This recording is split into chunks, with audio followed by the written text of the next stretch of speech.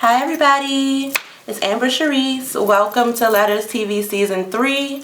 I'm so excited that you're back to see what we have in store, especially to the ones that have been here since Season 1. I really appreciate you. So, never see me in front of the camera, I'm always behind. But I just wanted to be here for Season 3, Episode 1, because this episode is dedicated to my little brother, Ian Joseph Gray. A lot of people that follow me just know what these last couple of weeks, months have been like for us. We lost him on November 17th, 2020. 6 weeks later, we lost my niece Melody. She was 8 years old to a massive asthma attack. And while we started filming Letters last weekend, my uncle passed away. So it's just been really traumatic for us emotionally. But with Ian, I just didn't want his death to be in vain, because I know him and I know that he wouldn't want to see us hurt.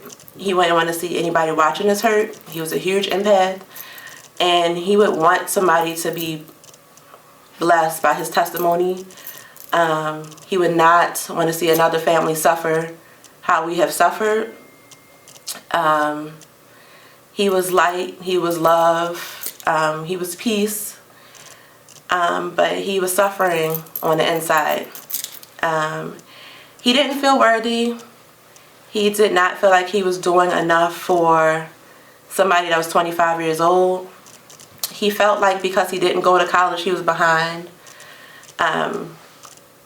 He worked really hard to save his money to buy his first car.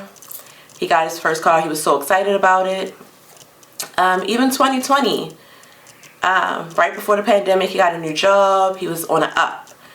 And I think when COVID happened, he lost his job that he just got.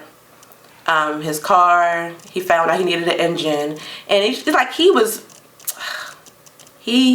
affected easily. He didn't adapt easily to change.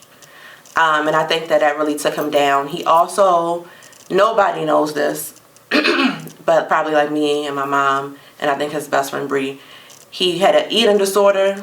I think he had like body dysmorphia. He did not like what he saw in the mirror, but he loved his hair though. Those locks, and his lock journey was life. And he was just struggling mentally. Looking back, I know that me and him were 10 years apart, and we had a conversation that he felt like, so you can imagine when I'm 25, he's 15.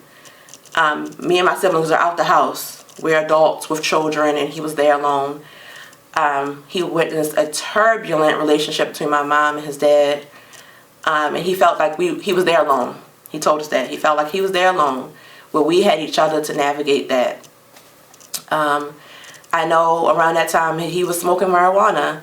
I know in 2015, I unfollowed his Instagram because he had posted a video like drinking what y'all call lean with his friends, and I fussed him out, and I told him why would he put it on social media. And I just know that he just had those little experimental phases with his friends, and I know, it's because he was depressed. He's been depressed since he's a child, and I just, he just began to self-medicate, but I did not know that he had went a little further with it.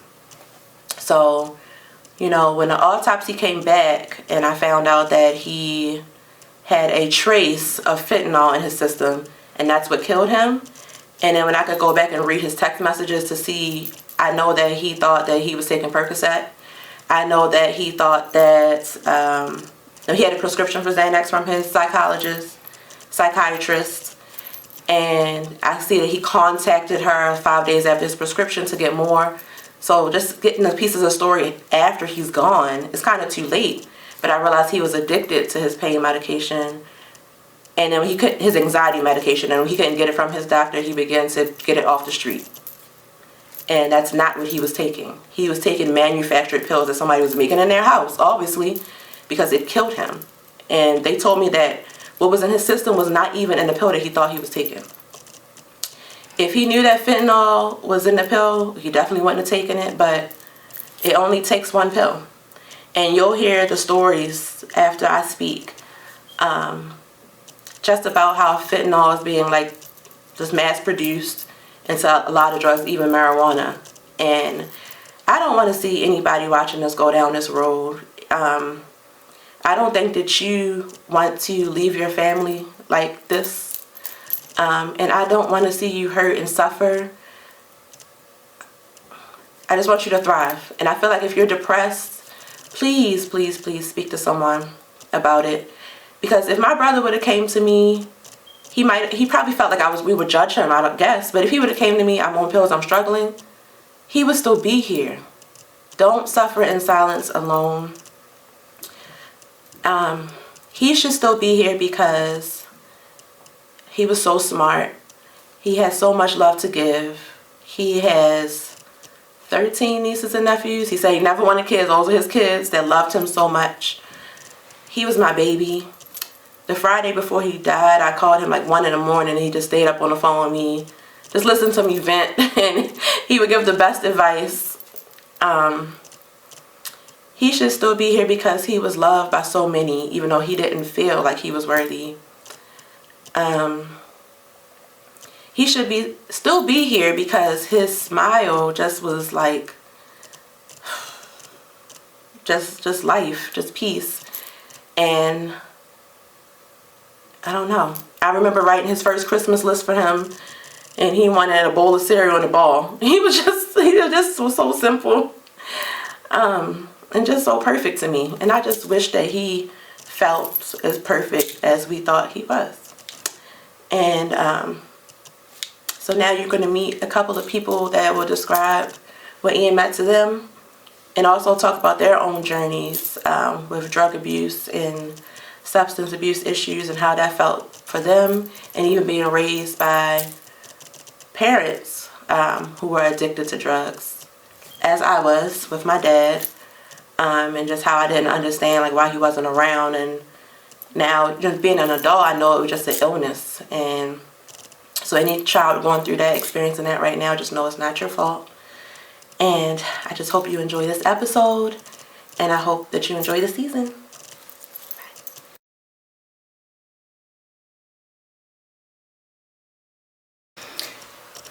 Hi, my name is Yvette Gray. I'm Amber's mom, and I wanted to be a part of this particular narrative just because, you know, what I've been through recently, and it's fresh, so I feel like I can share and help somebody. I just lost my son Ian to a drug overdose, and I know you hear about that a lot, but with our situation, we never knew that he was addicted to drugs.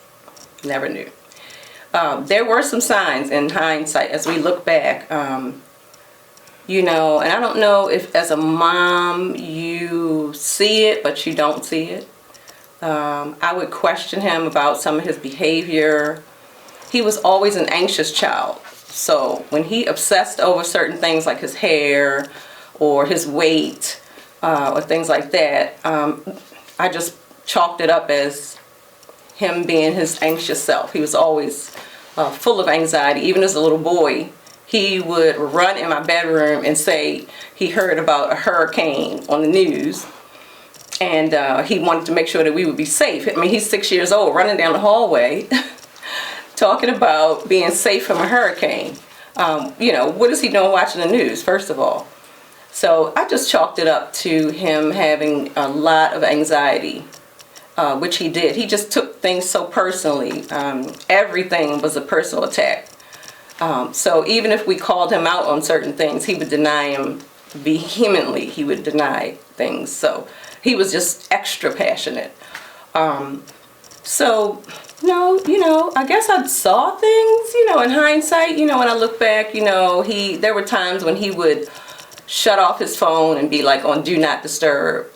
And from the whole family, of course, we can't get through. So we would be trying to reach him for days, and then he would call back later on and say, oh yeah, I was on Do Not Disturb. Everybody was getting on my nerves, so I just shut my phone down for a little while, but I'm okay, And then, then with him calling me, hey mom, how you doing? I can quote his phone calls or our phone calls verbatim. I still hear his voice. I still smell him. He was only 25 years old. So, and I never thought that, you know, I'm sitting at my desk one day working from home because of the pandemic, and I get a call, you know, from my husband, ex-husband, and he says, I have some terrible news.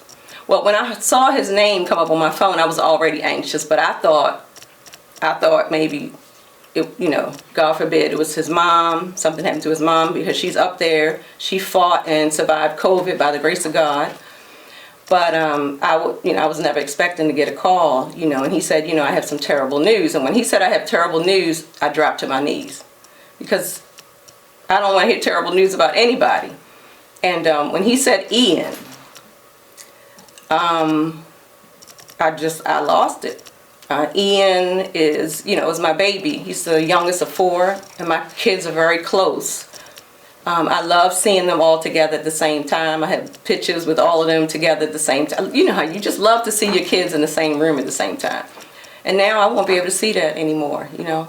I love my 3 children, you know, but it's not the same when you lose a child. It's the pain that you feel is not even pain. It's agony. It's like a bus that ran over your foot and it's not getting off. That's what it's like. It's like the bus is not moving. It's just on your foot. And there's nothing you can do about that pain. Nothing, you know, no words from anyone could stop that pain. You know, it's just the bus. The bus is sitting on your foot and you're agonizing over it. And then you wake up with that pain. You know, you open your eyes and the first thing you think is, I lost a child. One of my children is gone. What's up? My name is Jaden. I wanted to be a part of this episode after my mom told me about it, because I've seen people I've seen the causes of people dealing with drugs and stuff. Yeah. Okay, so I'll just start by asking you, as a teenager, have you felt any peer pressure when it comes to drugs or any substance abuse? No. You have. You told me in the other teen thing that somebody asked you to smoke weed. I didn't feel peer pressure though. Well, that's what I'm asking you about that story. Has anybody tried to pressure you into doing drugs? Yeah, somebody's tried to pressure me into smoking. And I said no. Didn't want to. Why? Did the other people around you end up smoking? Mm-hmm. Oh, well, I just felt like I heard stories so much about, every time, like, my grandmother has a Christmas thing or anything, she always tells us about certain stuff and what it could lead to. And I just didn't want to fall into that. So, November 17th, and a little bit leading up to that, well, hindsight. Now you know what was going on when you saw him last. He spent the night with you. So let's talk a little bit about that experience and how it's been for you. November 17th, I woke up that day and I was feeling weird a little bit. And my mom had went out to later that day to go with one of her daycare, one of her friends to go somewhere. And I remember it was weird because I think she had called me and asked me to come upstairs. I was thinking, why did I have to go with her? And she was just telling me that something bad happened. I automatically thought it was my uncle right there. I thought he died. I thought he passed away. I automatically thought that. I don't know why, but I just did. And then I called Gigi. I called my grandmother. And I asked her, I said, did Marcus pass away? She was just crying. She was like, no. I was like, what happened? And she said, Ian. And then just hung up.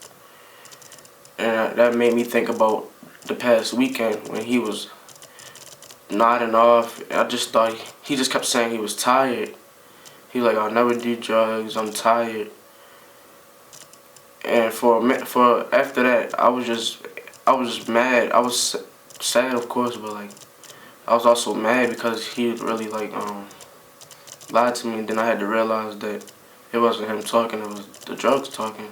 Because he didn't want me to feel like, he already knew that I looked up to him. He didn't want me to feel like he was letting me down. Yeah.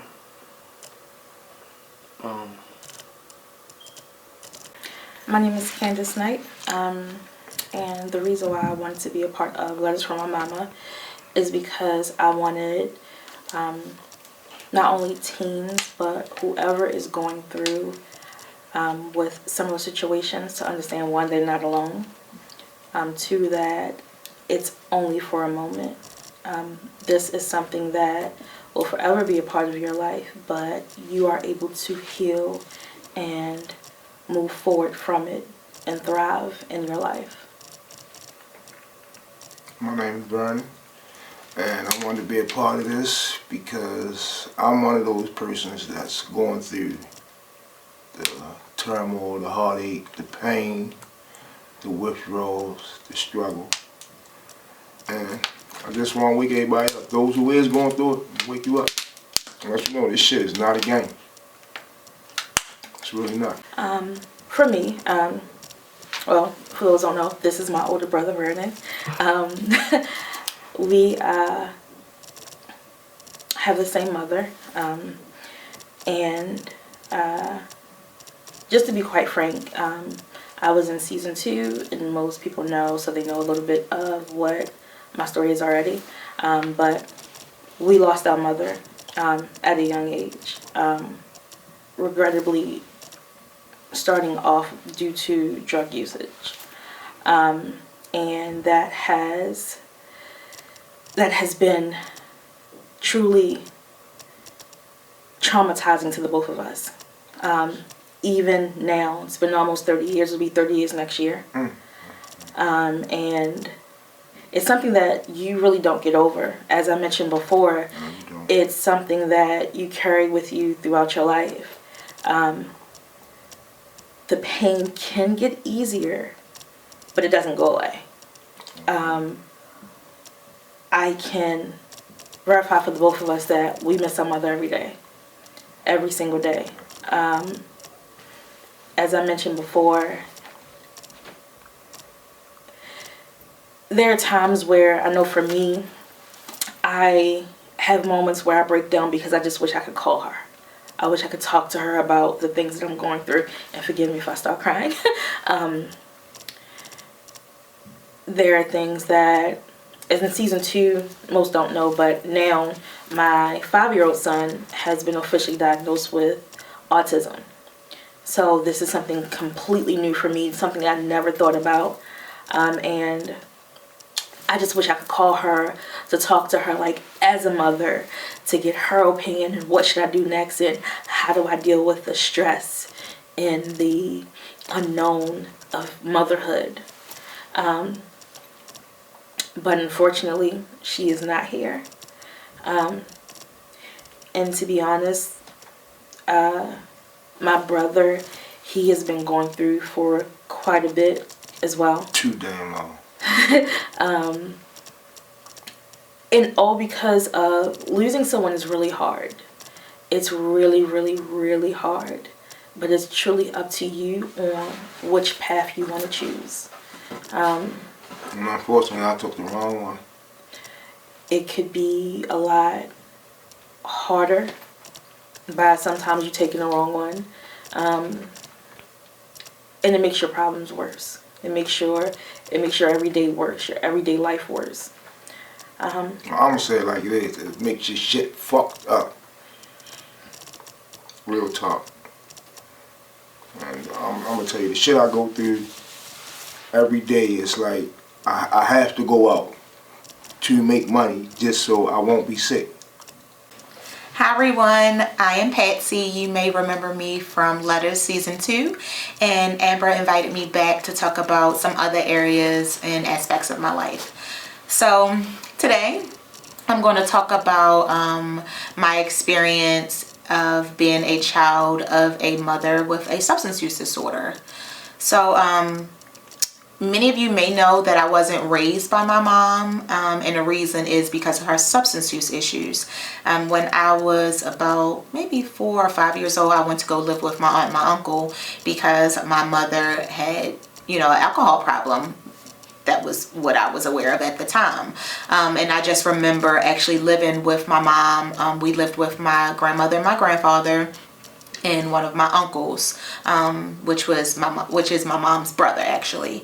And so I just remember, she used to drink a lot, but I lived East Baltimore by like Biddle Street. I lived on Huffman Street, and that was actually like the norm in the community. So I really didn't think too much of it. I just remember sitting on the stoop, she would have like bottles of beer. I never really saw her drink hard alcohol or anything like that. But she seemed to always be sort of kind of like in a slumber. Like she always would be staring off in afar. She never worked. And I just thought that was how people's moms were. But I do remember something that was very strange to me and very heartbreaking. I remember that my mom would leave, which felt like months at a time. I don't really know how long it was. I was about 4 or 5 years old. And I just remember that she would tell me that she's going to the store, and I must have been almost 5 because I can remember this like it was yesterday, and I just started crying, and she was like trying to persuade me to stay on the steps. She'd be right back.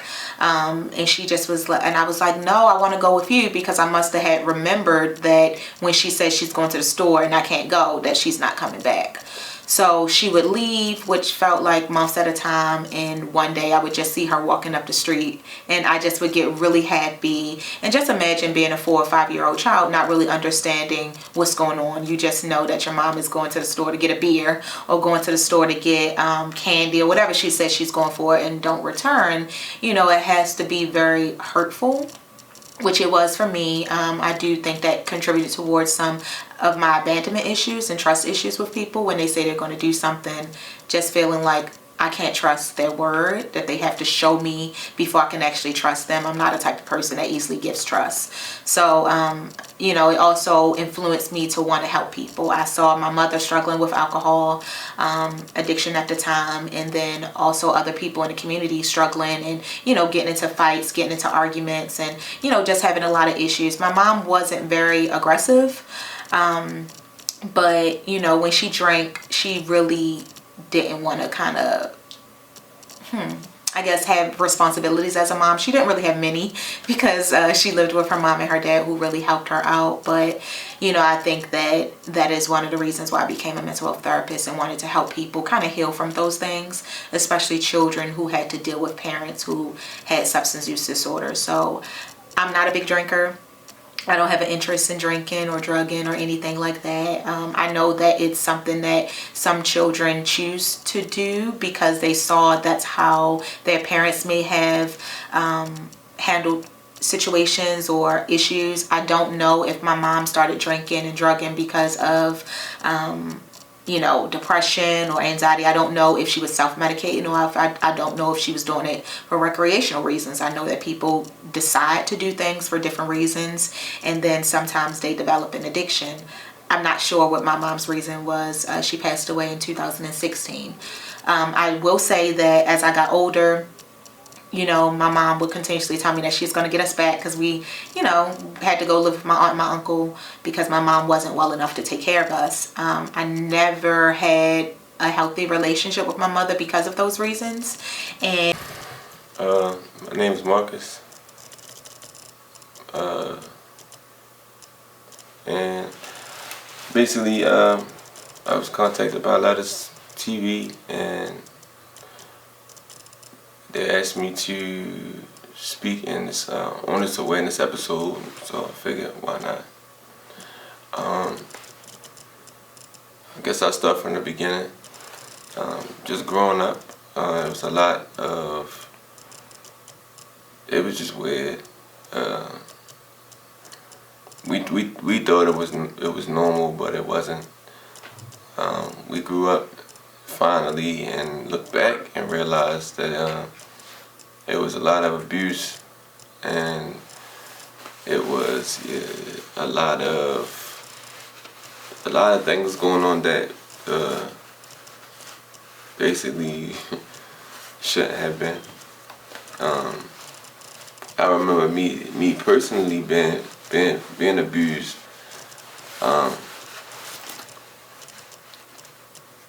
I remember times where my mother had got remarried, so whom she remarried, he was basically like, I can't even explain it. Where your typical father and mother would be in your life, and our biological father wasn't really around at the moment, but neither was the person who was supposed to be who assumed that role. So anyway, I just went through a lot, and fast forward to my 20s, I'm selling drugs and hanging with people who sell drugs, and there was one person in particular that I hung with, and I'm not gonna say his name just because, but it doesn't make a difference. We used to ride around and sell a lot of heroin, a lot of dope, and we would take Percocets. Just, like somebody would smoke a blunt. I figured, myself, I didn't like smoking, so I would just take a pill, and it became an expensive habit. And I remember one night sitting in my room sleep, and I got a phone call like 3 in the morning from my homeboy. He was like, come ride with him, and I rode with him, and as we were riding, he pulls over and pulls out like a $1 bill with like some dope on it, and then like a straw, and then he like sniffed it, and I'm like looking at him like, yo, what are you doing? Like, to give birth to somebody and then also bury him. This is my boy. This is Ian when he was 5. He's raising up his whole hand and saying cheese like his sister Amber had asked him to do. And he loved this hair right here. I mean, when he got this hair, it was just like he was in heaven. I would never let him get dreads. As you can see, I really liked him clean cut like like this. But he talked me into getting dreads, and I mean, I tell you, these dreads were like a god to him. He just loved it. He loved life. If he had known that one pill that he took was laced with fentanyl, he wouldn't have taken it. He didn't want to leave here. And I suspect, again, we're looking over things in his life as hindsight, which is so clear. Like they say, hindsight is 20/20. It's so clear. He was in a relationship. His dad, the relationship between he and his dad was volatile. My husband was just cut from a different cloth. You don't know that when you married a person, but So our, our home life was, turbulent. There were great times too. I love the kids. When I think back at the kids and how the kids had so much fun, they were so creative. They would put on little shows, and we would teach them the Bible, teach them the Word, take them to church. Ian was always inquisitive about God and things like that, but he did accept the Lord, which I thank God. But guys, I don't have him anymore. He's gone. I have his jacket at home, and it still smells like him, so I'll take the jacket down and smell it. I still have, he had gotten his hair retwisted at my house, maybe, I don't know, a month prior, not even a month, maybe 3 weeks prior. And the young lady that had retwisted his hair cut off so much hair, he didn't even know it was being cut off. So I have a whole handful of hair, like a whole, bag full of dreads. And having those things doesn't bother me. It makes me feel, it gives me comfort, especially this jacket, because I can still smell him, And if there's any mothers out there watching this, you know how it is to have something that belongs to your child is so comforting, you know. And I didn't start out at that stage, let me tell you. For 2 weeks, I just woke up surprised. I woke up shocked, like I was just hearing it over and over again. So, you know, you open your eyes and, you know, it takes your breath away because you just can't believe it. And even now I look back, it was in November 17th, November 18th when we found out. Even now, I feel like it's a surprise, you know.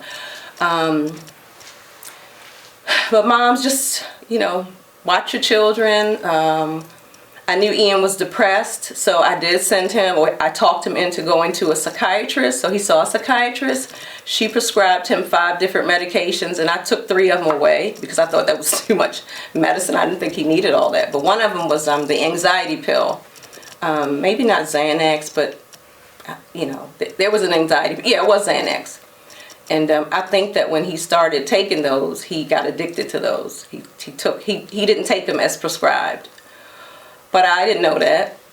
You know, I had no idea that he didn't take them as prescribed. And then I guess it led to more. I'm not sure of his whole story. He has there's a close friend of his. She had been trying to reach Amber and I, but Ian wouldn't let her. He wouldn't give her our contact information, our names or anything. So she knew things were going on, but she just couldn't reach us. She wanted to tell us, you know, what she saw in her friend, but she couldn't reach us. So it's just sad, you know, sad when you look at it.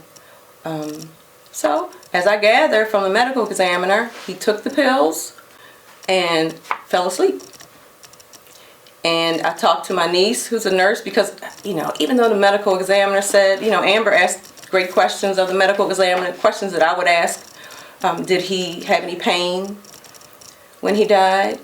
You know, how was it? I just wanted to know exactly what happened. You know, that made me feel better to know that he just fell asleep. You know, when you're asleep, you don't feel anything if you're in a deep enough sleep.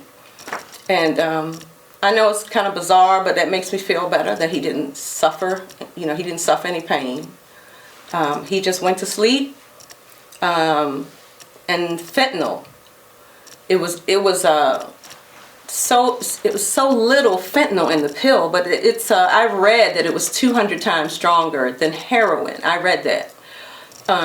So it was laced. It was in that pill. So he you know, he fell asleep, and it just shut his whole nervous system down.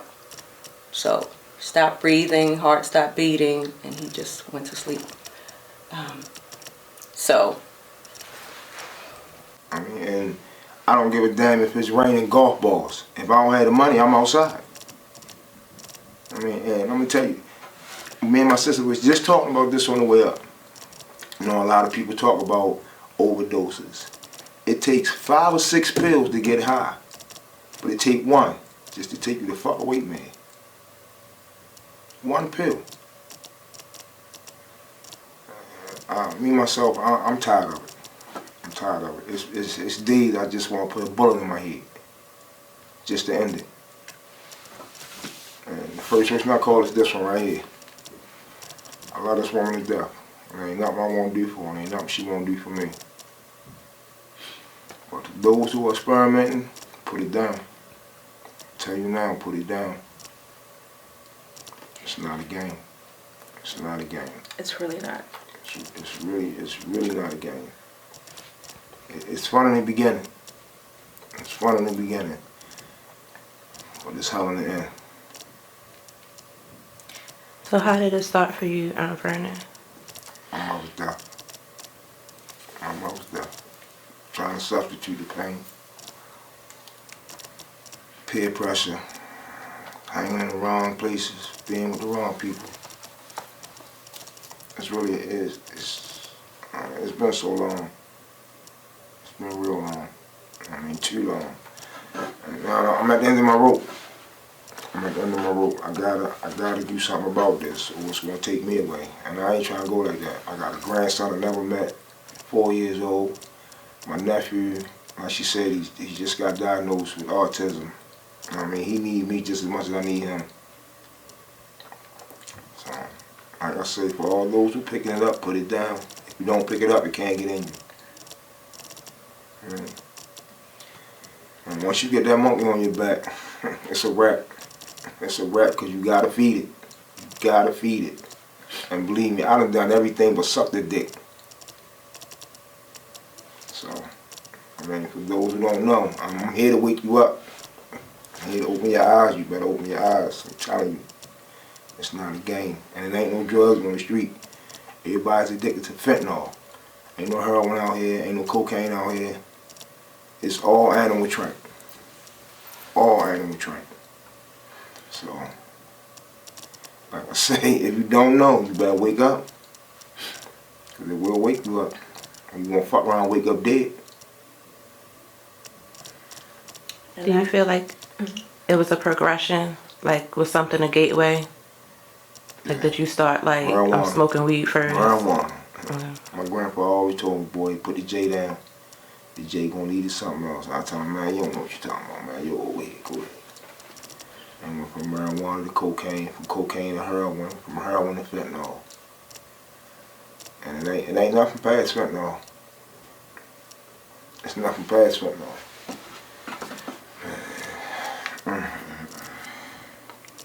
The things I go through. And I do feel like I had a lot of anger towards her because I felt like she chose alcohol and drugs over me.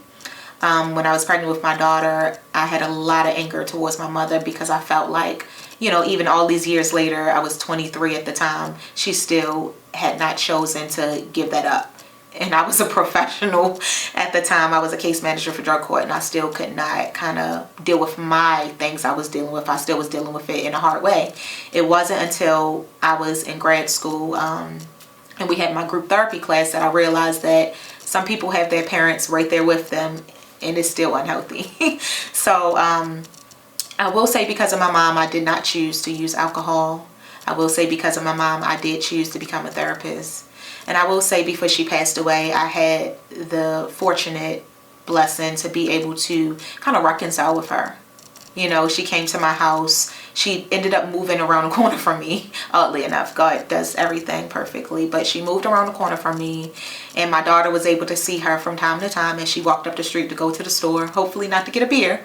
But hoping she was going to get some candy or a soda or something like that. She loved herself some Pepsi. But we were able to forge a relationship. And I told her, you know, I want a relationship with you. One day she was in my car and I just told her that.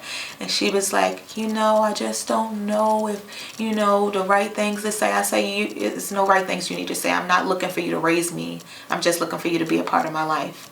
You know, you don't have to make up for what you did in the past. It's okay. You know, I'm grown now. And so she passed away June 3rd of 2016. And I feel peace.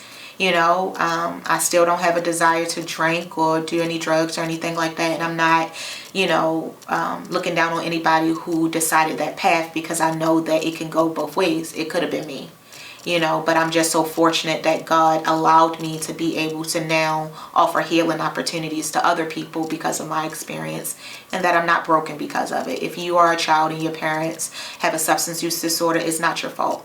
They don't not love you because they're choosing to do this. It's an addiction and it's a very hard addiction to break. It's not that they're choosing their substance over you, you know. So I hope that you will realize that it's not your fault and that, you know, there's hope for reconciliation with your parents. So. And he was like, yo, if you my brother and you love me, then you won't love me regardless of what I do.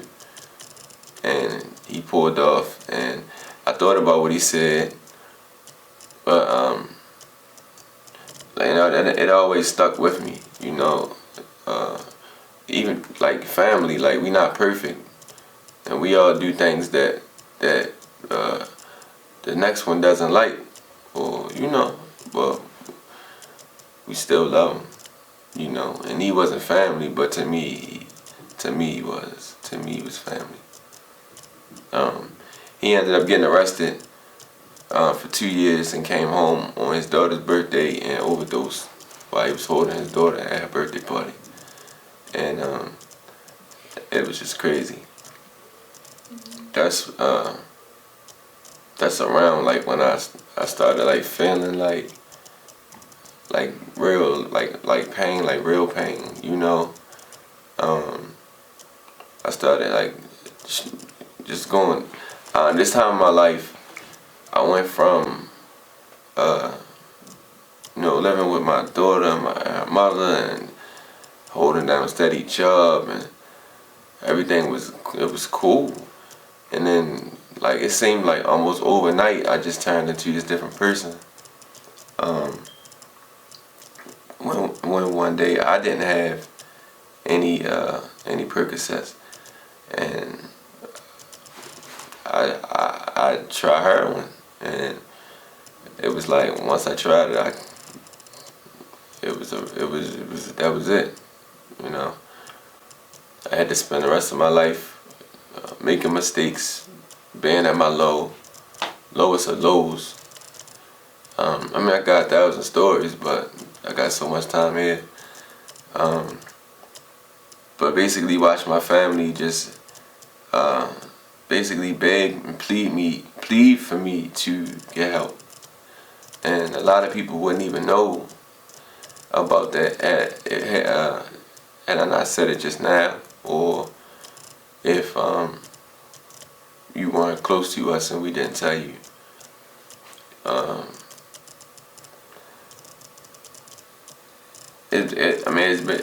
It's taken out a big toll on my life, just for myself. But then I sit, you know, it's nights I don't sleep. It's nights that I just look out the window for hours, just thinking. You know, sometimes I have thoughts, selfish thoughts that I'm sure you guys can pretty much understand. Pretty much get what I'm saying. I'm sorry. I had selfish thoughts sometimes, but then I think about all those little faces and my kids. Man, I just think about everybody that I would disappoint and let down. I mean, I know my potential, and I know my strength, and all of that was questioned again. November 17th, 2020. Man, you know, growing up with somebody your whole life and then one day they just not being here, it's just crazy.